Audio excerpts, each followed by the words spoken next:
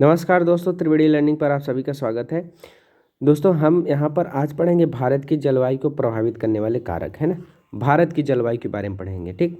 अभी आपको पता होगा इसके पहले इसका एक पार्ट और आ चुका है, उसे आप जाकर के ज़रूर देख लेंगे, जिसमें हमने जलवायु के बारे में डिस्कस किया था। जलवायु के जो कौन कौन से कारक होते हैं, है ना, उस पर बात किया था, ठीक। तो पीछे जा कर के वो वीडियो ज़रूर देख लेंगे, आपको समझ में आ जाएगा कि जलवायु क्या है और जलवायु के कारक क्या है, ठीक। तो अब हम यहाँ पर क्या है ना कि भारत की जलवायु को प्रभावित करने वाले कारक के बारे में पढ़ेंगे ना। कौन कौन से कारक होते हैं जो भारत की जलवायु को प्रभावित करते हैं। विश्व की जलवायु के जो कारक होते हैं, पिछली वीडियो में हमने डिस्कस किया है, ठीक। उस वहाँ पर जा कर के उसको देखेंगे, आपको ठीक से समझ में आ जाएगी चीज़ें, ठीक। तो चलिए अब देखते हैं कि भारत की जलवायु को प्रभावित करने वाले कौन कौन से कारक हैं, है ना। अब देखिए, सबसे पहले यहाँ पर अक्षांश दिया हुआ है, ठीक। अब देखिए, अक्षांश की अगर बात करें, जैसे अब भारत है ना, अब भारत है तो भारत को तो आप जानते हैं कि जैसे अब ये वाला भारत का एरिया हो गया, है ना। ऐसे सेम सेम नहीं बने तो कोई बात नहीं है ना। अब आपको पता ही है कि जो भारत है,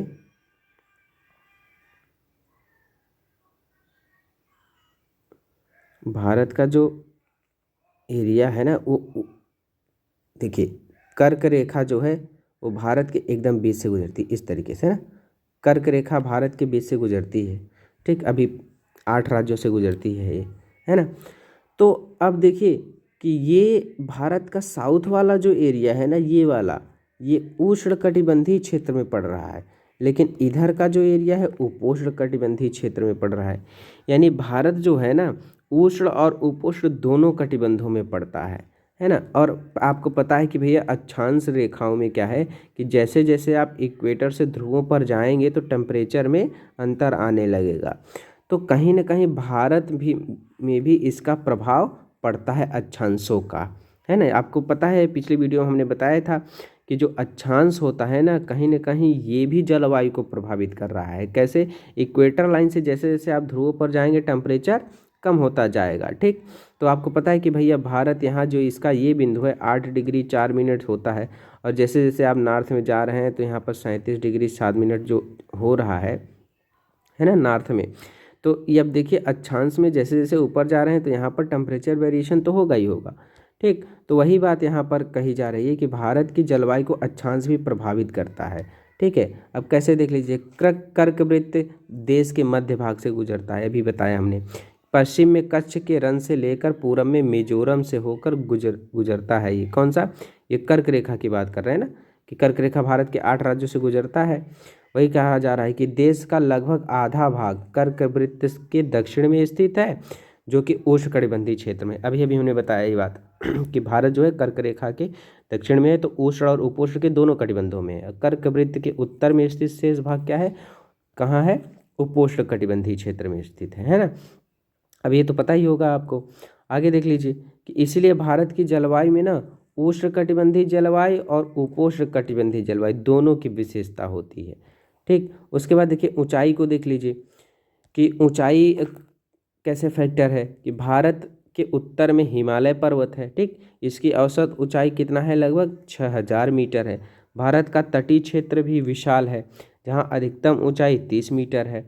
हिमालय मध्य एशिया से आने वाली ठंडी हवाओं को भारतीय उपमहाद्वीप में प्रवेश करने से रोकती है। अच्छा, जैसे ये इसके बारे में पहले बता चुका हूँ, फिर भी अभी जान लीजिए कि जैसे ये एरिया है ना भारत का, जैसे भारत का ये एरिया है, ऐसे बना दे रहा हूँ बस, है ना, ठीक, समझने के लिए बस। देखिए, भारत का जो अब ये वाला एरिया है, उत्तर वाला एरिया, यहाँ पर ऐसे पर्वत है, ऐसे, है ना, ऊंचा पर्वत है। और इस पर्वत के उत्तर में, मतलब यहाँ तिब्बत चीन वाले एरिया में, इस पूरे बेल्ट में क्या होता है कि ठंडी ठंडी हवाएं, साइबेरियन हवाएं इस तरीके से बहती हैं, ठीक। इस तरीके से कहाँ से? भूमध्य सागर से, भूमध्य सागरीय हवाएं भी होती हैं। इस तरीके से ये हवा भारत के उत्तर में बहती हैं, ठंडी हवाएं हैं, ठीक। अब ये ठंडी बर्फीली हवाएं, चूँकि भारत में ये हिमालय पर्वत है तो ये इधर नहीं आ पाती हैं, ठीक है ना, पूरी हवा।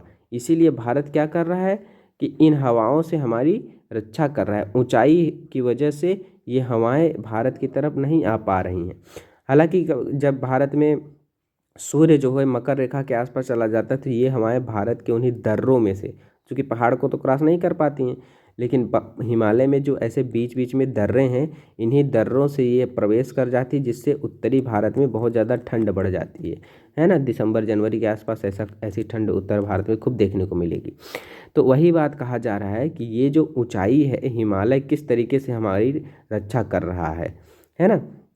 देख रहे हैं, ये हिमालय जो है उत्तर की जो ठंडी ठंडी हवाएं हैं, इन ठंडी हवाओं को भारत में प्रवेश करने से रोकती है। और दूसरी बात देखिए ये भी है, हिमालय ये भी काम करता है कि हिंद महासागर से जब मानसून आता है तो हिंद महासागर से जो ये बारिश लेकर के ये हवाएं आती हैं, तो ये पर्वत जो है ना इसको रोक लेता है, इन हवाओं को उस पार नहीं जाने देता है।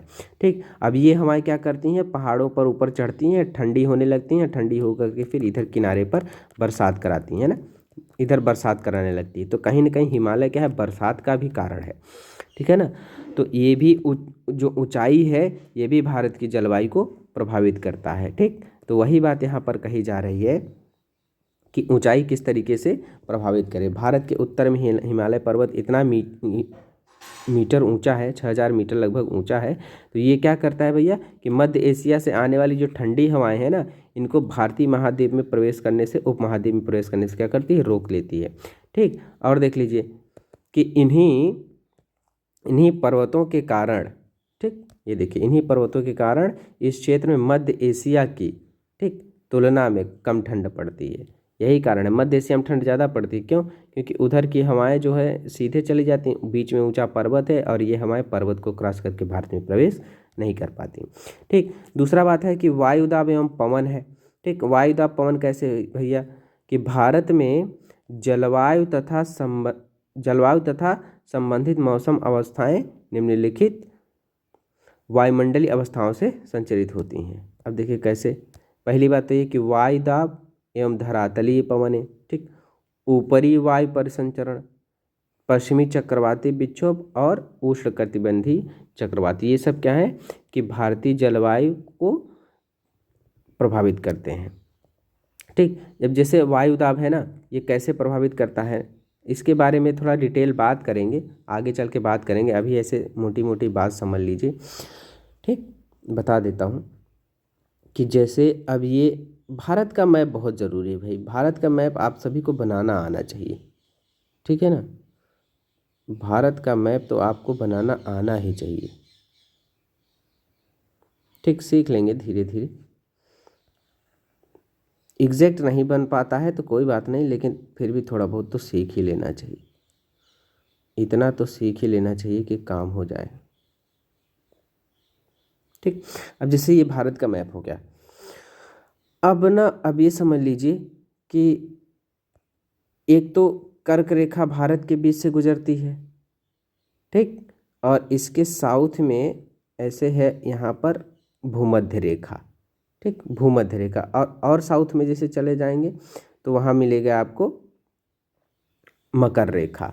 ठीक, तो अब देखिए जब सूर्य यहाँ पर है, मान लेते हैं हम कि सूर्य की स्थिति यहाँ पर है ना, मतलब ये सूर्य का प्रकाश मध्य भारत में लंबवत पड़ रहा है, तो इस पूरे बेल्ट में क्या होगा, ITCZ बनेगा, ITCZ, inter tropical conversion zone. इसका मतलब क्या है कि इस पूरे बेल्ट में जहाँ पर सूर्य का प्रकाश लंबवत पड़ रहा है, यहाँ पर क्या है, बहुत ज़्यादा टेम्परेचर होगा, हाई टेम्परेचर, और लो प्रेशर बनेगा।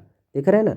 अब यहाँ पर जब लो प्रेशर हुआ, मतलब वायुदाब निम्न हुआ, तो यहाँ साउथ की हवाएं जो हैं, हिंद महासागर की हवाएं क्या हैं, बहुत तेज़ी से किधर बढ़ेंगी, निम्न वायुदाब की तरफ बढ़ेंगी। पता है ना कि भैया जो हवाएं होती हैं वो उच्च वायुदाब से निम्न वायुदाब की तरफ चलती हैं। चूँकि यहाँ पर है हाई प्रेशर, यहाँ पर है लो प्रेशर, तो हवाएं इधर जा रही हैं। ठीक, देख रहे हैं वायुदाब कैसे प्रभावित कर रहा है। अब ये हवाएं जैसे जैसे उत्तर जाएंगी, चूँकि ये यहाँ पर आएंगी ना, यहाँ पर हाई प्रेशर, हाई टेम्परेचर है, लो प्रेशर है, तो तो ये हवाएं इधर जा रही हैं और बीच में जो पर्वत है, पहाड़ है ना, इनसे टकरा करके ऊपर उठ रही हैं और ऊपर उठते हुए ठंडी हो जा रही, फिर बारिश करा रही। तो इसलिए पूरे भारत में इस टाइप की पर्वतीय वर्षा होती है। तो कहीं ना कहीं देख रहे हैं ना कि कैसे ये लो प्रेशर जो बन रहा है, कैसे ये भारत की जलवायु को प्रभावित कर रहा है, ठीक है ना।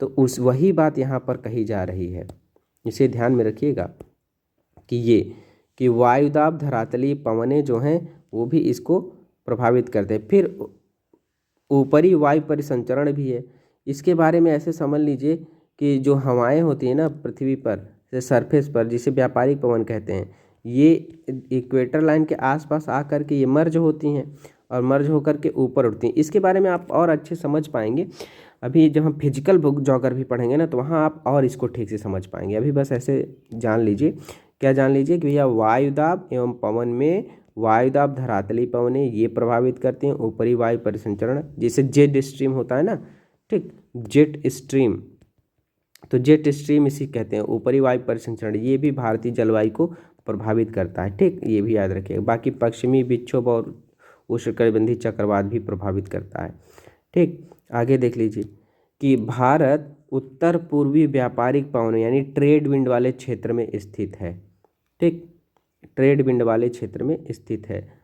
उत्तर पूर्वी व्यापारिक पवनें, ये पवनें उत्तरी गोलार्ध के उपोष्णकटिबंधीय उच्च दाब पेटियों से उत्पन्न होती हैं, ठीक है ना।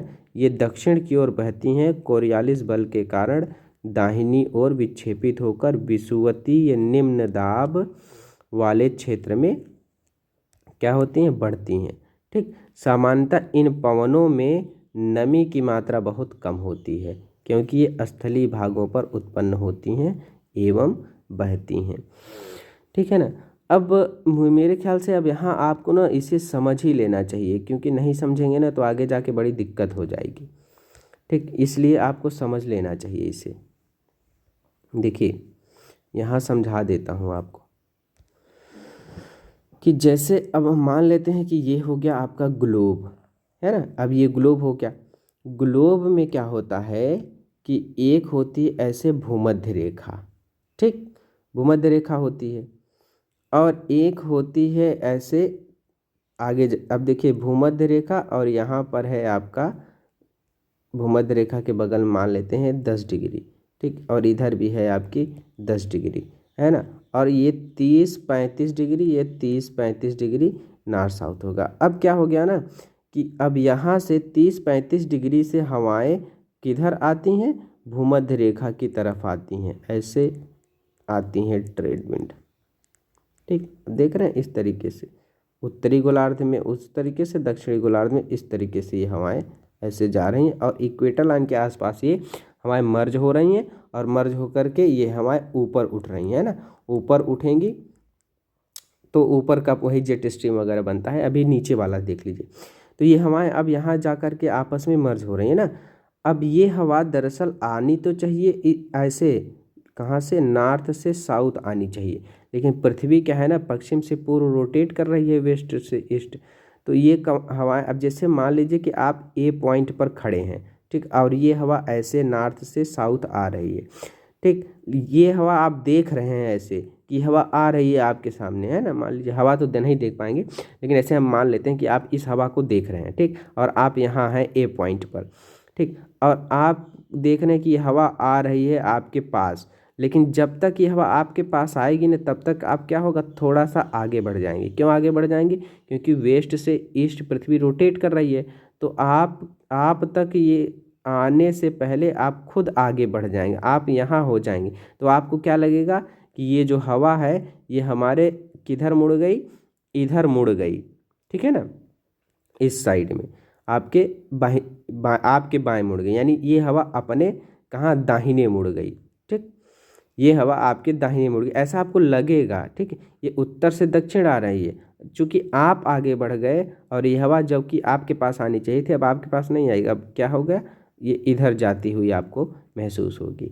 तो वही बात यहाँ पर कही जा रही है कि ये हवाएं कैसे प्रभावित कर रही हैं, ठीक, वो आप देख लीजिए यहाँ पे।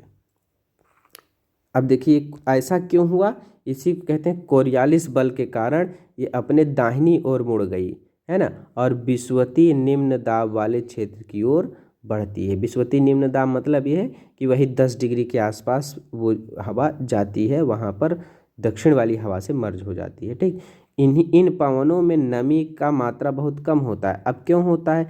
क्योंकि अब ये हवाएं जो हैं ऐसे उत्तरी गोलार्ध में बहुत ज़्यादा स्थल है ना, तो उस स्थल से ये हवा बह करके आ रही, तो स्थल में कहाँ पानी वानी तो है नहीं, उत्तरी गोलार्ध में बहुत कम है, तो यही कारण है कि वहाँ से जब आ रही तो शुष्क है ये हवा। वही बात यहाँ पर की जा रही है कि कोरियालिस बल के कारण ये दाहिनी ओर तो पहले मुड़ जाती है। ठीक, दूसरी बात क्या हुआ कि विषुवतीय निम्न दाब वाले क्षेत्र की ओर बढ़ती है। ठीक, इन पवनों में नमी की मात्रा बहुत कम होती है क्योंकि ये स्थलीय भागों में उत्पन्न होती हैं, बहती हैं। ठीक, अब आगे देख लीजिए, इसीलिए इन पवनों के द्वारा वर्षा कम या नहीं होती। किन पवनों के कारण? जो उत्तर से ऐसे आ रही हैं। ठीक है ना, इस प्रकार भारत को शुष्क क्षेत्र होना चाहिए, लेकिन ऐसा नहीं है। क्यों? आगे देखेंगे। पहले तो ये कोरियालिस बल समझ लीजिए कि कोरियालिस बल क्या है। अभी हमने बता दिया है कि पृथ्वी के घूर्णन के कारण ना, पृथ्वी घूर्णन करती है ना, वेस्ट से ईस्ट की तरफ पृथ्वी घूर्णन करती है ना। तो ये क्या है? कोरियालिस बल एक आभासी बल है ना, आभासी बल है। ये क्यों उत्पन्न हो रहा है? पृथ्वी के घूर्णन के कारण हो रहा है। इस बल के कारण पवनें उत्तरी गोलार्ध में अपने दाहिनी ओर तथा दक्षिणी गोलार्ध में अपने बाएं ओर विक्षेपित हो जाती हैं। ठीक, इसे फेरल का नियम भी कहते हैं। ठीक, ये चीज़ याद रखिएगा। आगे देखिए, भारत की वायु दाब एवं पवन तंत्र कैसी अद्वितीय है। ठीक, शीत ऋतु में हिमालय के उत्तर में, जैसे अब हिमालय हो गया तो हिमालय के उत्तर की बात कर रहे हैं ना, इधर नॉर्थ, हिमालय के उत्तर में उच्च दाब होता है। कब? शीत ऋतु में। अभी हमने बताया इसके बारे में, है ना। क्या बताया? कि जैसे अब ये भारत का जो ये वाला मैप है, हमने बताया था ना ये वाला, तो अब इस वाले में भारत का जो हिमालय वाला एरिया है, इसके नॉर्थ में ऐसे साइबेरियन हवाएं चलती हैं ना ऐसे, तो यहाँ पर हाई प्रेशर रहेगा। कब? शीत ऋतु, ठंडी के मौसम में। तभी तो ये हवाएं ऐसे प्रवेश कर जाती हैं दर्रों से, जो कि भारत में उत्तरी हिमालय में बहुत ज़्यादा ठंडा लाती हैं। वही बात कहा जा रहा है यहाँ पे कि शीत ऋतु में हिमालय के उत्तर में उच्च दाब होता है। ठीक, इस क्षेत्र की ठंडी शुष्क हवाएं दक्षिण में निम्न दाब वाले महासागरीय क्षेत्र के ऊपर बहती हैं। ठीक, ग्रीष्म ऋतु में आंतरिक एशिया एवं उत्तर पूर्वी भारत के ऊपर निम्न दाब का क्षेत्र उत्पन्न हो जाता है। अभी देखिए पीछे बताया ये बात तुरंत कि जैसे ये भारत का ये वाला जो एरिया है, कर्क रेखा गुजरती है। जब कर्क रेखा पर सूर्य होगा ना, तो यहाँ पर हाई टेम्परेचर लो प्रेशर बनेगा। कहाँ पर? जब सूर्य कर्क रेखा पर एकदम लंबवत चमकेगा, तो यहाँ पर तापमान भी तो ज़्यादा हो जाएगा। तो यही बात कहा जा रहा है। जब गर्मी की बात रही है ना, ग्रीष्म ऋतु में क्या होगा? आंतरिक एशिया और उत्तर पूर्वी भारत में, उत्तर पूर्वी मतलब किधर?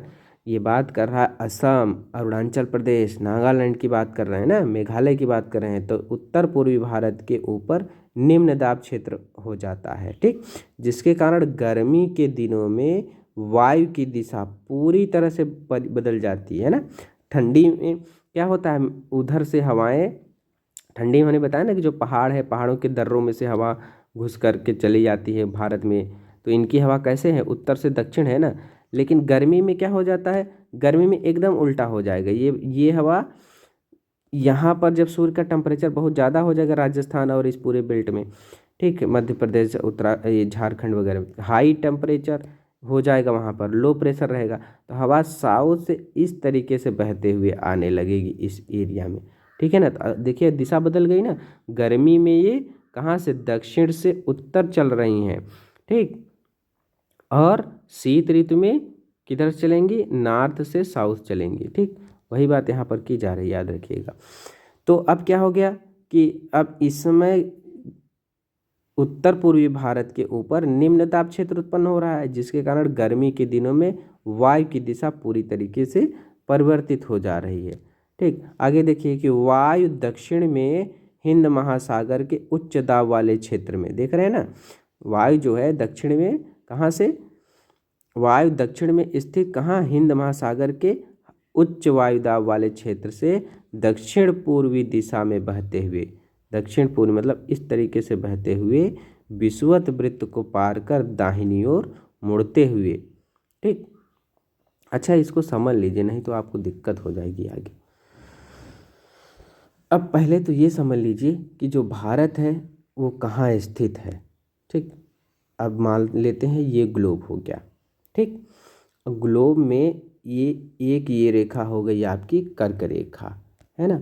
और इसी के मान लीजिए 10 डिग्री या 5 डिग्री के आसपास ऐसे एक रेखा होगी, 5 डिग्री होगी, और ये इधर एक 5 डिग्री साउथ होगी, ठीक है ना। और उपोष्ण कटिबंधी यानी 30-35 डिग्री के आसपास से 30-35 डिग्री के आसपास से क्या होगा, हवाएं जो हैं वो किधर चलेंगी, उत्तरी गोलार्ध में इस दिशा में चलेंगी।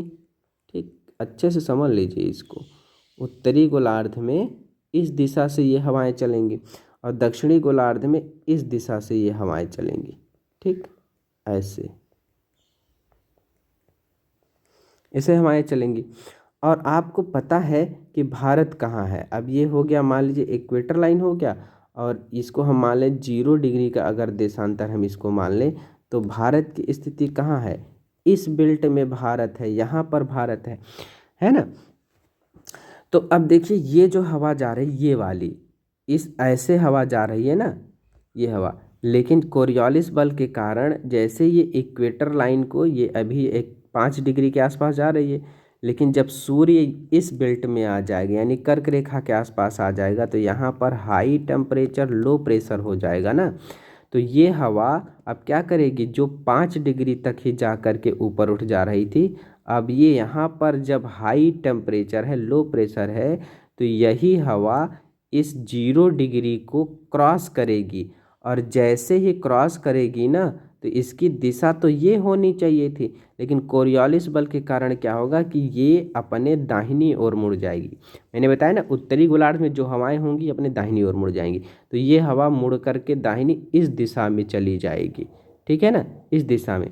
यानी भारत अब यहाँ है, तो ये हवाएं इक्वेटर लाइन को क्रॉस की, और इक्वेटर लाइन को क्रॉस करने के बाद इनकी दिशा जो ऐसे होनी चाहिए थी, अब इनकी दिशा इस तरीके से हो गई। तो अब हिंद महासागर से ये हवाएं लेकर के पूरे भारत में फैलते हुए पूरे भारत में बरसात करा रही हैं, ठीक है ना।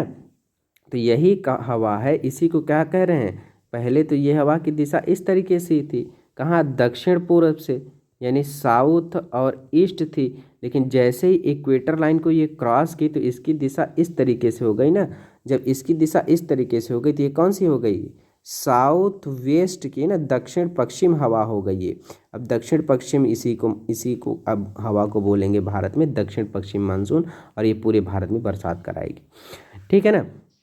आई थिंक आप समझ गए होंगे बात। ये थोड़ा सा वर्ल्ड ज्योग्राफी का मामला है ना, फिजिकल ज्योग्राफी का। जब हम 12th की क्लास पढ़ेंगे ना, 11th की क्लास में 11th की क्लास में फिजिकल ज्योग्राफी दिया है, वहाँ आप उसको जब समझेंगे बढ़िया से ना, तो ये टॉपिक आपको एक बार फिर से समझ में आएगा। क्योंकि जानते हैं ये 9th की ज्योग्राफी है, 11th की ज्योग्राफी में 2 पोर्शन है ना, एक इंडियन ज्योग्राफी का, एक फिजिकल ज्योग्राफी का। तो जब फिजिकल ज्योग्राफी वहाँ पढ़ लेंगे ना, उसके बाद जब इंडियन ज्योग्राफी एक बार फिर से पढ़ेंगे ना, तो भारत का ये वाला पोर्शन ना आपको बहुत अच्छे समझ में आ जाएगा। ये कोरियोलिस बल वगैरह आप अच्छे से समझ पाएंगे। ठीक, अभी तो हम केवल एनसीईआरटी क्लास 9th की पढ़ रहे हैं, और 9th में जो चीज़ें दी हुई हैं उसी के अकॉर्डिंग चीज़ें समझ रहे हैं, ठीक है ना। तो अब देखिए यहाँ पर क्या हो रहा था भैया, कि वायु जो है दक्षिण में हिंद महासागर के उच्च दाब वाले क्षेत्र से दक्षिण पूर्वी दिशा में बहते हुए विषुवत वृत्त को पार कर दाहिनी ओर मुड़ते हुए, अभी बताया ना हमने कि जब इक्वेटर लाइन को, विषुवत रेखा को पार कर जाएगी ये हवा और अपने दाहिनी ओर मुड़ जाएगी, यही तो इसीलिए तो बन जाता है दक्षिण पश्चिम मानसून, इसी को कहते हैं। ठीक, अरे देखिए निम्न दाब की ओर बहने लगती है। ठीक, अब इन्हें क्या कह रहे हैं, दक्षिण पश्चिम मानसून कह रहे हैं। ठीक, यही दक्षिण पश्चिम मानसून के नाम से जानी जाती है। अभी हमने बताया कि पहले हवा ऐसे होती है, जैसे इक्वेटर लाइन को क्रॉस की, जाना तो ऐसे चाहिए था लेकिन अपने दाहिने मुड़ गई, तो दाहिने ऐसे जाने लगेगी, भारत में प्रवेश करेगी, वही बात कह रहे हैं यहाँ पे। ठीक, तो यही हो जाता है दक्षिण पश्चिम मानसून। ठीक, अब ये पवनें कैसी हैं, क्योंकि ये गर्म महासागरों के ऊपर से उठती हैं, मतलब हिंद महासागर से आ रही है हवा। ठीक, तो अपने साथ क्या करें, नमी ले ली, और नमी लेने के कारण भारत की पूरी भूमि पर ये क्या कर रही, बरसात करा रही। ठीक, तो ये हो गया एक। अब देखिए ऋतुएं देख लीजिए कि मानसूनी जलवायु की विशेषता एक विशिष्ट मौसमी प्रतिरूप है ना, एक विशिष्ट प्रतिरूप है। कैसा भैया, एक ऋतु से दूसरे ऋतु में मौसम की अवस्थाओं में बहुत अधिक परिवर्तन हो जाता है ना। जैसे गर्मी में गर्मी पड़ने लगेगी, ठंडी में बहुत ज़्यादा ठंडी पड़ने लगेगी, है ना। जैसे ही 4 महीने बाद मौसम बदलता है तो पूरा एकदम सब चेंज हो जाता है। ठंडी में ठंडी रहती है, गर्मी में गर्मी हो जाती है। विशेषकर देश के आंतरिक भागों में ऐसा होता है ना। मतलब अब पिछली वीडियो में भी बता चुका हूँ ये बात कि जो तट रेखा होती है ना, तट रेखा के किनारे जो हमारे राज्य हैं, यहाँ पर गर्मी और ठंडी बहुत ज़्यादा असर नहीं करती। क्यों? क्योंकि समुद्री हवाएं चलती हैं, दैनिक हवाएं चलती हैं। लेकिन जैसे जैसे आप भारत के अंदर प्रवेश करेंगे ना, वहाँ पर ये सागरी हवाएं तो आ नहीं पाती, इसीलिए ज़्यादातर टेम्परेचर वेरिएशन यही होता है। सर्दी और गर्मी का स्पष्ट अनुभव आप यहाँ आंतरिक भागों में करते हैं। ठीक, ये परिवर्तन अधिक मात्रा में परिलक्षित कहाँ होगा? आंतरिक भागों में। ठीक, तटीय क्षेत्रों के तापमान में बहुत अधिक भिन्नता नहीं होती, अभी बताया हमने। यद्यपि यहाँ वर्षा के प्रारूपों में भिन्नता होती है, वर्षा के प्रारूप में भिन्नता है। अलग अलग जगहों पर अलग अलग टाइप की वर्षा होती रहती है ना। आप अपने क्षेत्र में कितने प्रकार की वर्षा का अनुभव करते हैं, आप खुद समझिए। भारत में मुख्य 4 ऋतुओं को पहचाना जा सकता है: शीत ऋतु, ग्रीष्म ऋतु, ठीक, और कुछ क्षेत्रीय विविधताओं के साथ मानसून के आगमन तथा वापसी, यानी बसंत ऋतु भी होती है, शरद ऋतु भी होती है, उसकी बात कर रहे हैं। ठीक, अब देखिए इसमें सबसे पहले शीत ऋतु की बात की जा रही है ना। शीत ऋतु, ठीक, क्या? शीत ऋतु। तो उत्तरी भारत में शीत ऋतु कब से कब भैया? नवंबर से प्रारंभ होती है, फरवरी तक रहती है, ठीक है ना। भारत के उत्तरी भाग में दिसंबर और जनवरी बहुत ज़्यादा ठंडे वाले महीने होते हैं, उत्तर भारत में, है ना। ये दिल्ली, हरियाणा, उत्तर प्रदेश, ठीक, बिहार, इन सब की बात कर रहे हैं। तो दिसंबर और जनवरी में सबसे ठंडे महीने होते हैं भैया। तापमान दक्षिण से उत्तर की ओर बढ़ने पर घटता है ना। तापमान क्या करें? दक्षिण से उत्तर की ओर, यानी जो भारत है तो यहाँ पर तापमान कम है, लेकिन जैसे जैसे आप उत्तर भारत में जाएंगे तापमान बढ़ेगा, ठीक, सॉरी, तापमान घटेगा। क्योंकि इक्वेटर लाइन से जैसे जैसे आप उत्तर की तरफ जाएंगे तापमान घटेगा ना। तापमान दक्षिण से उत्तर की ओर अच्छा बढ़ने लगता है, तापमान दक्षिण से उत्तर की ओर बढ़ने पर घटता रहता है, तापमान कम होगा ना, वही सही तो बात है। ठीक, तो क्या बात है यहाँ पर समझ आ गया क्या? कि भैया दक्षिण से उत्तर की ओर बढ़ने पर क्या होगा? तापमान घटता जाता है। ठीक, पूर्वी तट पर चेन्नई का औसत तापमान जैसे देख लिए 24 डिग्री सेल्सियस से, है ना, 24 से 25 डिग्री सेल्सियस के बीच होता है। कहाँ का तापमान? ये दक्षिण की बात कर रहे हैं तापमान की, है ना, पूर्वी तट पर। ठीक, जबकि उत्तरी मैदान का तापमान 10 डिग्री सेल्सियस से 15 डिग्री सेल्सियस के बीच होता है। ठीक है, 24 डिग्री सेल्सियस। अब देखिए इक्वेटर लाइन पर तो गर्मी ज़्यादा होगी ना, दिन गर्म रातें ठंडी। उत्तर में तुषारापात सामान्य। तुषारापात मतलब क्या होता है कि जैसे ओस पड़ना, ठीक, ओस। तो उत्तर में ओस जो है सामान्य बात है। हिमालय के उत्तरी ढालों पर लेकिन क्या है? बर्फ पड़ता है, हिमपात होता है, बर्फ गिरती है। ठीक, इस ऋतु में, लेकिन जैसे केरल वगैरह में, यहाँ तमिलनाडु से जैसे जैसे उत्तर जाएंगे तो ठंडा और होता जाएगा ना। उत्तर में बहुत ज़्यादा ठंडा हो गया हिमालय के आसपास। ठीक, इस ऋतु में देश में उत्तर पूर्वी व्यापारिक पवनें प्रवाहित होती हैं। उत्तर पूर्वी कौन सी होती हैं? अभी हमने बताया है भारत का जो हिमालय वाला एरिया था, साइबेरिया की ये हवाएं होती हैं। ठीक, और बाद में क्या होता है? दर्रों के माध्यम से ये भारत में प्रवेश कर जाती हैं, लेकिन कोरियोलिस बल के कारण क्या होता है कि हवाएं अपने दाहिनी ओर मुड़ जाएंगी। जब ये हवाएं अपने दाहिनी ओर मुड़ेंगी तो क्या होगा? अब ऐसे प्रतीत होगा कि ये हवाएं ऐसे आ रही, इसीलिए इनको नॉर्थ ईस्ट की हवा कहते हैं। और इन हवा से बारिश केवल तमिलनाडु वाले एरिया में होता है, जैसे भारत का ये वाला एरिया होता है तमिलनाडु में। क्यों? क्योंकि बंगाल की खाड़ी से इन्होंने थोड़ा सा पानी ले लिया, नहीं तो ये स्थल से आ रही थी, तो इनके पास तो पानी था ही नहीं। ठीक, आई थिंक समझ पा रहे होंगे कि उत्तर में तुषार सामान्य बात है। आगे देखिए, इस ऋतु में देश में उत्तर पूर्वी व्यापारिक पवनें प्रवाहित हो रही हैं। ठीक, उत्तर पूर्वी ऐसे, ठीक, ये स्थल से समुद्र की ओर बहती हैं, इसीलिए देश के अधिकतर भागों में शुष्क मौसम रहता है। ठीक, आगे देखिए, इन पवनों के कारण कुछ मात्रा में वर्षा तमिलनाडु के तट पर होती है। अभी बताया हमने, ये जो उत्तर पूर्वी जो हवाएं होती हैं इनकी वजह से, यानी शीत ऋतु में ठंडी के मौसम में तमिलनाडु के तट पर बरसात होती है। क्योंकि भैया यहाँ ये पवनें समुद्र से स्थल की ओर बहती हैं। कहाँ से? समुद्र से स्थल। क्यों? क्योंकि बंगाल की खाड़ी में इन्होंने ले लिया थोड़ा पानी और ले जा कर के जो तमिलनाडु का एरिया था यहाँ पर करा दी बरसात। ठीक, चलिए आगे यहाँ पे देखते हैं इसी को। अब है भैया कि देश के उत्तरी भाग में एक कमजोर उच्च दाब का क्षेत्र बन जाता है। ठीक, जिसमें हल्की पवनें इस क्षेत्र से बाहर की ओर प्रवाहित होने लगती हैं। ये कहाँ की बात कर रहा है? अच्छा हाँ, तो अब ये पवनें समुद्र तल से तल की ओर बहती हैं। कहाँ? तमिलनाडु में बरसात कराती हैं। ठीक, चलिए अब यहाँ की बात कर रहे हैं। अब देखिए यहाँ कि भैया देश के उत्तरी भाग में एक कमजोर उच्च दाब का क्षेत्र बन जाता है, जिसमें हल्की पवनें इस क्षेत्र से बाहर की ओर प्रवाहित होती हैं। ठीक, उच्च दाब से प्रवाहित होकर ये पवन पश्चिम उत्तर पश्चिम से गंगा घाटी में बहती हैं। ठीक, सामान्यतः इन मौसम में आसमान साफ, तापमान आर्द्रता कम, अब पवनें शीतल यानी पवनें कमजोर तथा परिवर्तित होती हैं। ठीक, आगे देखिए भैया कि शीत ऋतु में उत्तरी मैदान में, यानी कहाँ है? उत्तर प्रदेश वगैरह बिहार वगैरह की बात कर रहे हैं।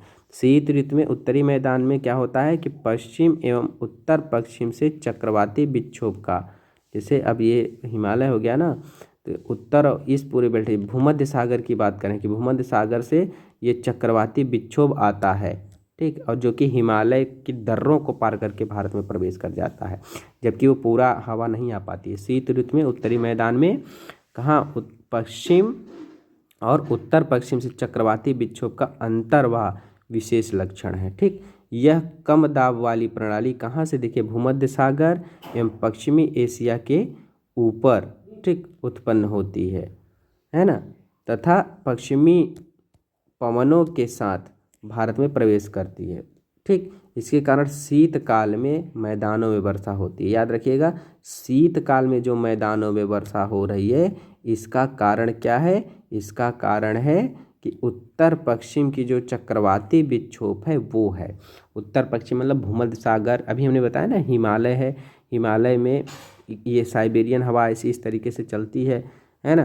तो अब यहाँ भूमध्य सागर है, तो ये हमारे यहाँ से पश्चिम से उत्तर पश्चिम की ऐसे बहती हैं, लेकिन हिमालय के दर्रों से ये हमारे भारत में प्रवेश कर जाती हैं। ठीक, ऐसे हिमालय के दर्रों से प्रवेश कर जाती हैं, जिससे इधर थोड़ा बहुत ठंडी के मौसम में चक्रवात आता है और इधर थोड़ा बहुत बरसात हो जाती है। इसी को कहा जा रहा है कि शीत ऋतु में उत्तरी मैदानों में ये चक्रवाती विक्षोभ होता है। ठीक, ये कहाँ? भूमध्य सागर और पश्चिमी एशिया के ऊपर उत्पन्न होता है। ठीक, और पश्चिमी पवनों के साथ भारत में ये प्रवेश करती हैं।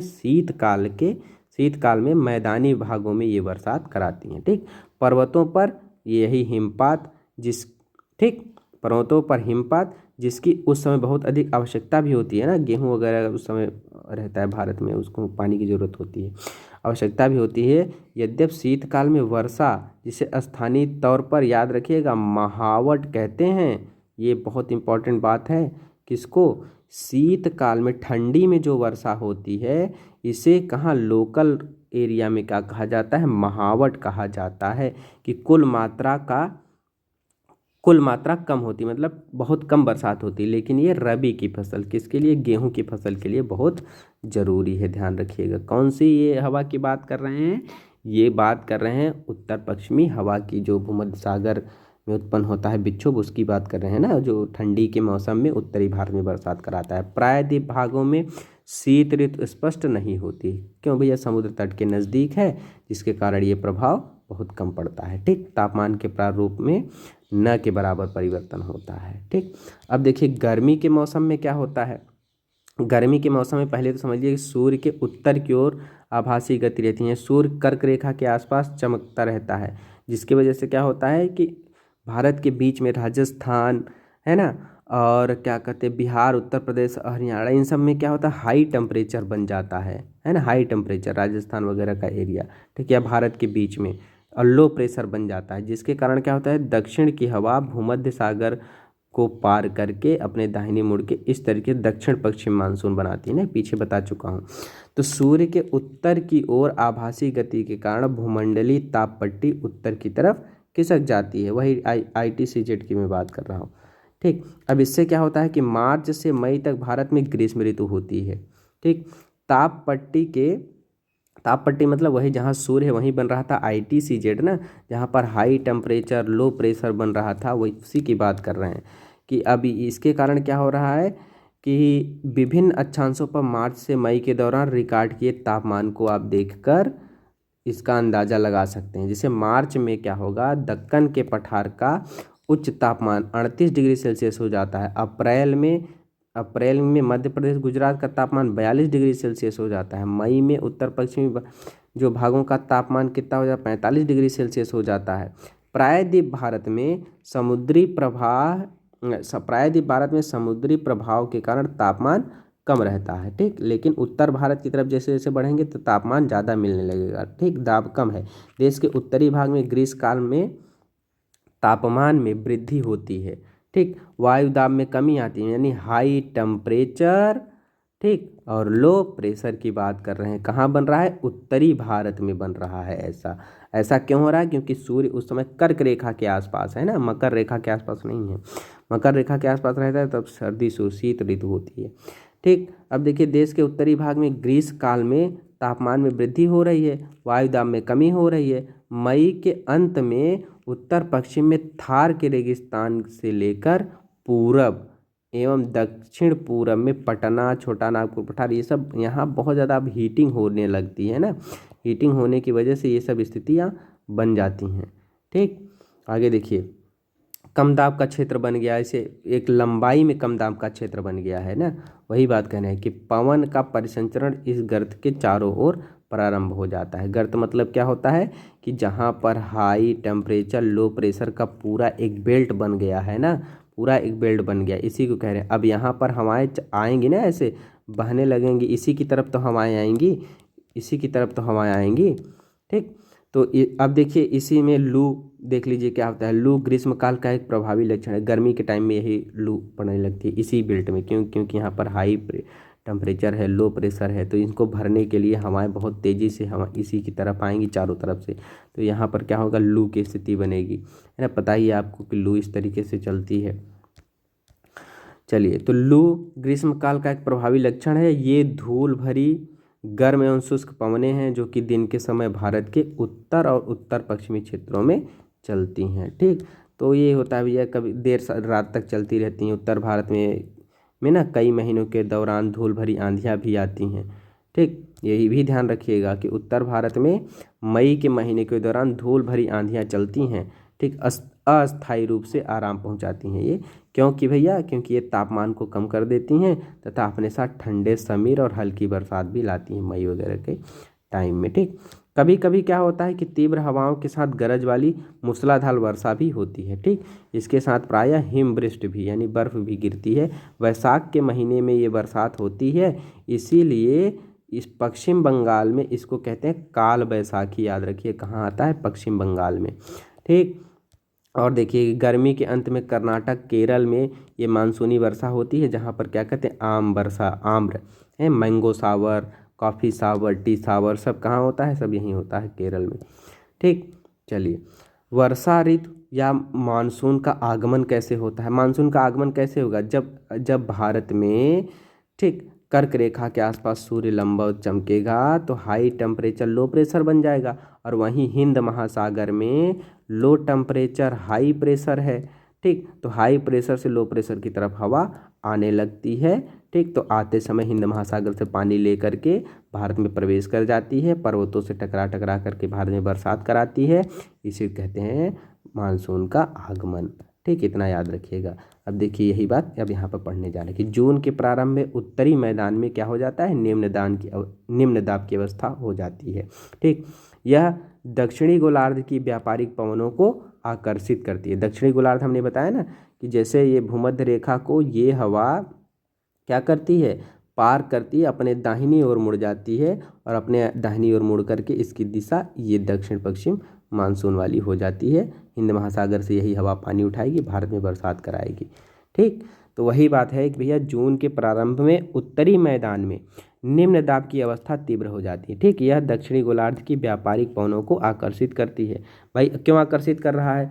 अब सीधी सीधी बात है भैया कि अब इसको समझ ही लीजिए बढ़िया से, नहीं तो दिक्कत हो जाएगी भैया। मान लीजिए ये हो गया आपका इक्वेटर लाइन, ऐसे ये हो गया इक्वेटर लाइन हो गया। एक सेकेंड सही से समझते हैं। यहाँ पे अब ये हो गया इक्वेटर लाइन हो गया, है ना। अब इक्वेटर लाइन पर ये हवा ऐसे बह रही है, दक्षिण वाली हवा। ठीक, इस तरीके से बह रही है ये हवा। लेकिन अब क्या है कि कर्क रेखा के आसपास, कर्क रेखा के आसपास क्या हो गया है कि हाई टेम्परेचर हो गया है। यहाँ पर हाई टेम्परेचर और लो प्रेशर की स्थिति बन गई है। ठीक, जब यहाँ पर है लो प्रेशर, तो लो प्रेशर होने की वजह से क्या हो रहा है कि अब ये हवा जो है, ये हवा यहाँ पर है भूमध्य सागर 0 डिग्री, नहीं यही 0 डिग्री था, यहाँ पर है 0 डिग्री। अब ये हवा कहाँ से, मकर रेखा से आ रही हैं। अब ये यहाँ पर जब लो प्रेशर बन गया है तो बहुत तेज़ आकर्षित होंगी ना यहीं पर, क्योंकि हवा किधर से किधर चलती है, हाई प्रेशर से लो प्रेशर की तरफ हवा चलती है। तो ये इक्वेटर लाइन को क्रॉस करेगी और जैसे ही क्रॉस करेगी अपने दाहिनी ओर मुड़ जाएगी, अपने दाहिनी ओर मुड़ जाएगी और यहीं आकर्षित हो रही है ये हवा। ठीक, अब इसी हवा को कह रहे हैं दक्षिण पश्चिम मानसून, यही है मानसून का आगमन। ठीक, ध्यान रखिएगा। अब ये हिंद महासागर से होके आएगी तो पानी लेकर के आएगी। ठीक, तो आकर्षित करती हैं भैया ये दक्षिण पूर्वी व्यापारिक पवनें। दक्षिण पूर्वी थी ना, अभी हमने बताया इक्वेटर लाइन है, ऐसे जा रही हैं ये 0 डिग्री से, तो ये क्या है दक्षिण पूर्वी हवा है। और जैसे ही इन्होंने 0 डिग्री को क्रॉस किया ये अपने दाहिने मुड़ गई, अब ये दक्षिण पश्चिम मानसूनी हवाएं हो गई।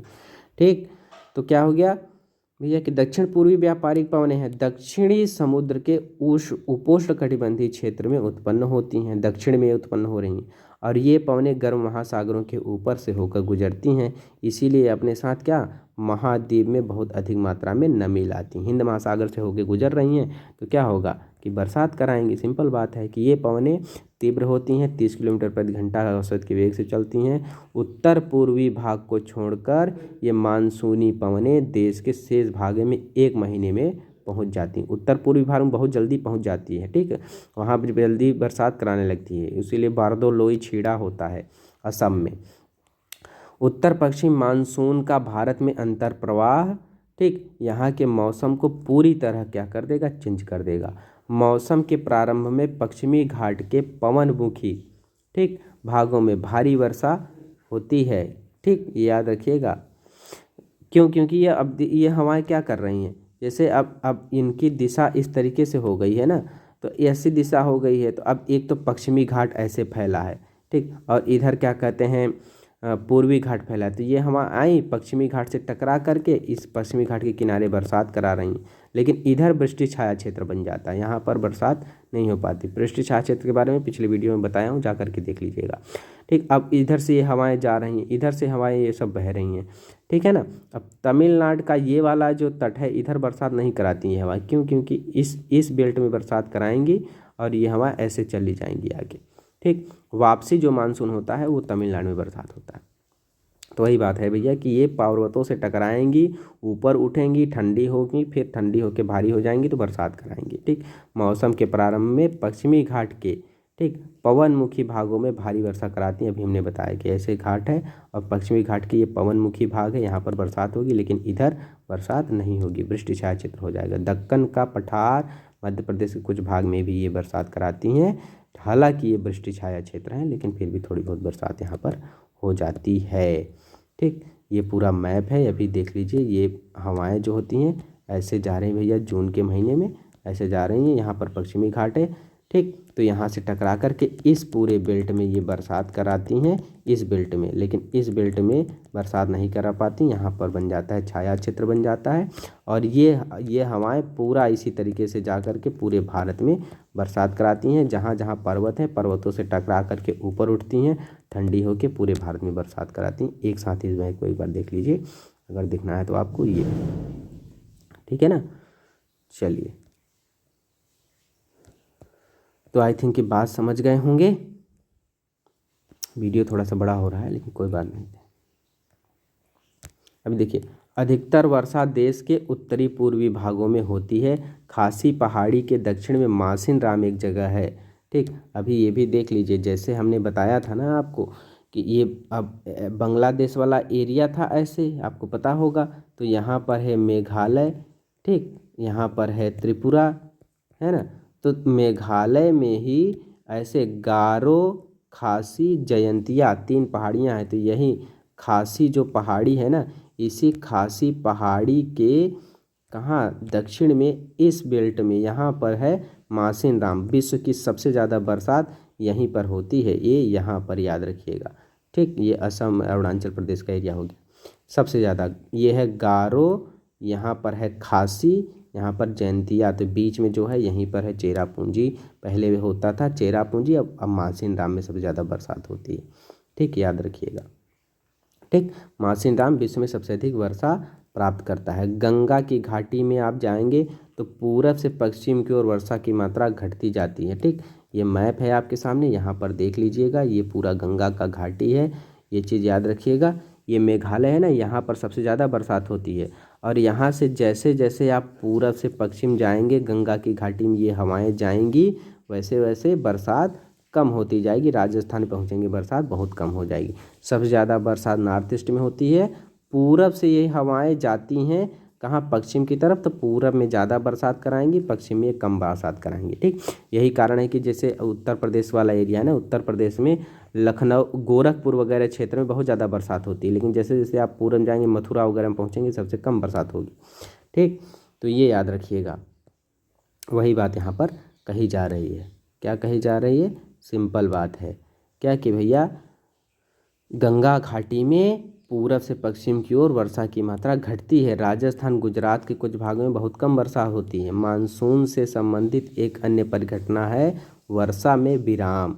ठीक, अब जैसे लगातार तो वर्षा होती नहीं, मानसून आया तो, लेकिन हमेशा थोड़ी बरसात होती रहती है। एक दिन बरसात हुई, 2 दिन 4 दिन तक बरसात नहीं हुई, फिर 5वें दिन बरसात हुई, 6-5 दिन तक फिर बरसात नहीं हुई। तो उसी को क्या कह रहे हैं, वर्षा में विराम कह रहे हैं। इस प्रकार हमें आर्द्र और शुष्क दोनों तरह के अंतराल होते हैं। ठीक, याद रखिएगा। चलिए आगे देखिए, दूसरे शब्दों में भैया कि मानसूनी वर्षा एक समय के कुछ दिनों तक ही होती है, कुछ दिनों नहीं होती। ठीक, इनमें वर्षा रहित अंतराल होता है, इसी को कहते हैं वर्षा विराम। ठीक, मानसून में आने वाले विराम मानसूनी गर्त की गति से संबंधित होते हैं, ये भी याद रखिएगा। जो विराम हो रहा है उसका कारण क्या है कि मानसून में आने वाले विराम मानसूनी गर्त से संबंधित। विभिन्न कारणों से गर्त एवं उसका अक्ष उत्तर या दक्षिण की ओर खिसकता रहता है ना। कभी क्या होगा कि हिमालय की तरफ बरसात होगी किसी दिन, फिर मान लीजिए किसी दिन साउथ में बरसात हो रही है, उत्तर प्रदेश वगैरह बिहार में, फिर किसी दिन मध्य प्रदेश में बरसात हो रही है। तो ये ऐसा क्यों हो रहा है भैया? टेम्परेचर और प्रेशर के वेरिएंट के कारण हो रहा है। कभी हाई प्रेशर टेम्परेचर हिमालय के पास बन जा रहा है, कभी उत्तराखंड में बन जा रहा है, कभी उत्तर प्रदेश में बन जा रहा है, कभी मध्य प्रदेश में बन जा रहा है। ठीक, वही बात है कि विभिन्न कारणों से गर्त का अक्ष उत्तर से दक्षिण की ओर खिसकता रहता है, जिसके कारण वर्षा का स्थानिक वितरण सुनिश्चित होता है। ठीक, जब मानसून के गर्त का अक्ष मैदान के ऊपर होता है तब इन भागों में वर्षा अच्छी होती है, मैदान में। ठीक, दूसरी ओर जब अक्ष हिमालय के समीप चला जाता है तब मैदानों में लंबे समय तक शुष्क वर्षा रहती है, लेकिन हिमालय में उस समय बरसात होती रहती है। ठीक, और बहुत हिमालय में जब बरसात होगी तो भारी वर्षा के कारण क्या होगा, मैदानी क्षेत्र में विनाशकार बाढ़ आ जाती है। ठीक, जान माल की हानि होने लगती है।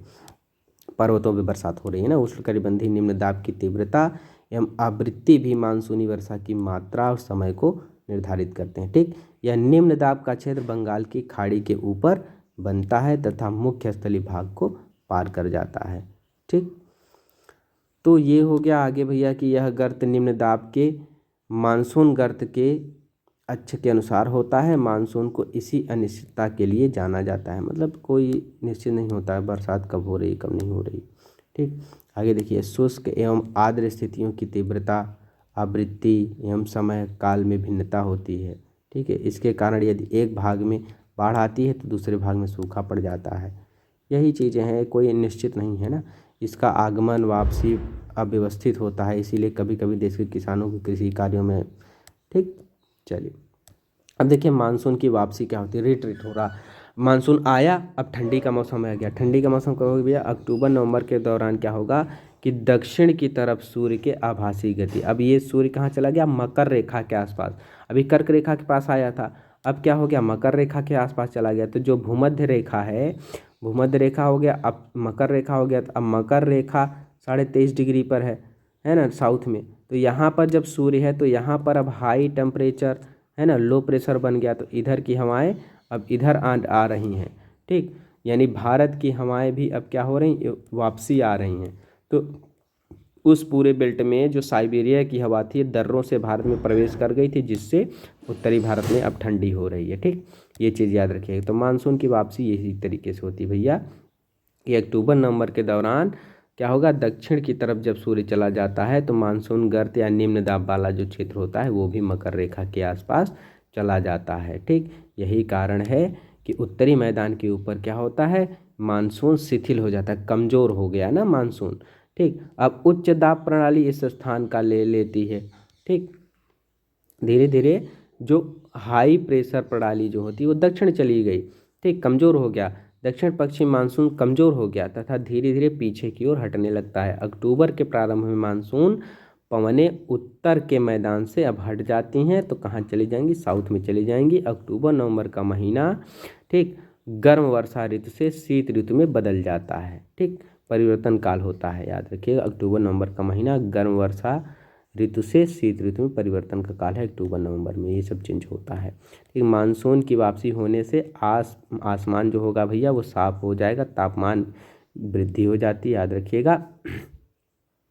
आसमान साफ, तापमान में वृद्धि हो जाती है। दिन का तापमान क्या होगा, उच्च हो जाता है, जबकि रातें ठंडी सुहावनी होने लगती हैं। ये ठीक अक्टूबर नवंबर की बात कर रहे हैं। स्थल अभी भी क्या होता है, आर्द्र होता है, स्थल में अभी भी नमी है, ठीक। उच्च तापमान आर्द्रता वाली अवस्था के कारण दिन का मौसम असहाय हो जाता है, ठीक। इसे सामान्यतः कुआर की उमस के नाम से जानते हैं ना, कुआर की उमस होती है अक्टूबर के। और देख लीजिए अभी एक सेकंड। अक्टूबर के उत्तरार्ध में, ये अक्टूबर के उत्तरार्ध में विशेषकर उत्तरी भारत में तापमान तेजी से गिरने लगता है, ठंडी का मौसम आ जाता है अक्टूबर के ख़त्म होते होते, ठीक। मासिनराम विश्व में सबसे अधिक वर्षा वाला क्षेत्र है, ये पता है। सैटेलाइट और स्टेगलेटाइट गुफाओं के लिए प्रसिद्ध है, याद रखिएगा। किसके लिए प्रसिद्ध है, स्टेलेगमाइट और स्टेलेक्टाइट। अच्छा ये क्या होता है ना, मैं आपको बता दूं अभी यहीं पे कि स्टेलेक्टाइट स्टेलेगमाइट क्या होता है। ये चूना पत्थर वाली चट्टानें हैं, ये है ना, ये चीज़ याद रखिएगा, ठीक। कब आगे बात करेंगे इसके बारे में। नवंबर के प्रारंभ में उत्तर पश्चिमी भारत के ऊपर निम्न दाब वाली अवस्था बंगाल की खाड़ी पर स्थानांतरित हो जाती है, ठीक। यह स्थानांतरण चक्रवाती निम्न दाब से संबंधित होता है, जो कि अंडमान के ऊपर उत्पन्न होता है। ये चक्रवात सामान्यतः भारत के पूर्वी तट को पार करते हैं, ठीक है ना। पूर्वी तट मतलब भारत के ये चक्रवात यहाँ पर बनते हैं ना, ये चक्रवात पूर्वी तट को पार करके इस पूरे बेल्ट में, वो आंध्र प्रदेश उड़ीसा के साइड में चक्रवात आते रहते हैं ना, वही बात कर रहे हैं ये, ठीक। कि ये चक्रवात सामान्यतः भारत के पूर्वी तट को पार करते हैं, जिनके कारण व्यापक और भारी वर्षा होती है। उष्णकटिबंधीय चक्रवात प्रायः विनाशकारी होते हैं। गोदावरी, कृष्णा, कावेरी नदियों के सघन आबादी वाले डेल्टा प्रदेशों में अक्सर ये चक्रवात आते हैं, ठीक, जिसके कारण बड़े पैमाने पर जान माल की हानि होती है। कभी कभी ये चक्रवात उड़ीसा, पश्चिम बंगाल एवं बांग्लादेश के तटीय क्षेत्रों में भी पहुंच जाते हैं। कोरोमंडल तट होता है, जिसे भारत का ये वाला है तमिलनाडु वाला एरिया, इसी को कोरोमंडल तट कहते हैं। तो कोरोमंडल तट पर अधिकतर वर्षा इन्हीं चक्रवाती है ना, ठंडी में ही, तमिलनाडु में ठंडी में ही वर्षा होती है ना। अब देखिए वर्षा का यहाँ पर वितरण दिया हुआ है ना, वर्षा का वितरण दिया हुआ है। ये थोड़ी सी वीडियो है, मेरे ख्याल से थोड़ा सा ज़्यादा बड़ा हो रहा है, तो हम क्या करेंगे ना, वर्षा का वितरण है, इसको नेक्स्ट डे पढ़ाएं, क्योंकि थोड़ा ज़्यादा अच्छा नहीं, ख़त्म ही कर देते हैं, चलो ठीक है। अब क्या मतलब है, चलो ख़त्म ही कर देते हैं इसको। चलो भाई, तो अब वर्षा का वितरण भैया देख लीजिए कि पश्चिमी तट के भागों है ना, जो ये पश्चिम वाला तट है, पश्चिमी तट के भागों और उत्तर पूर्वी भारत में लगभग 400 सेंटीमीटर बरसात होती है। एक तो यहाँ और बाकी वहीं मेघालय वगैरह का जो एरिया है वहाँ पर ज़्यादा बरसात होती है। किंतु पश्चिमी राजस्थान में पश्चिमी राजस्थान की बात कर रहे हैं ना। अब देखिए ये इसी मैप को यहीं पर देख लीजिए कि सबसे ज़्यादा बरसात कहाँ, यहाँ पर सबसे ज़्यादा बरसात होती है और यहाँ पर सबसे ज़्यादा बरसात होती है, लेकिन पश्चिमी राजस्थान और लद्दाख वगैरह के एरिया में बहुत कम बरसात होती है। ठीक, यही बात यहाँ पर कही जा रही है। ठीक, ये यही वाला पेज बचा था, इसीलिए हम सोचते हैं चलो करा देते।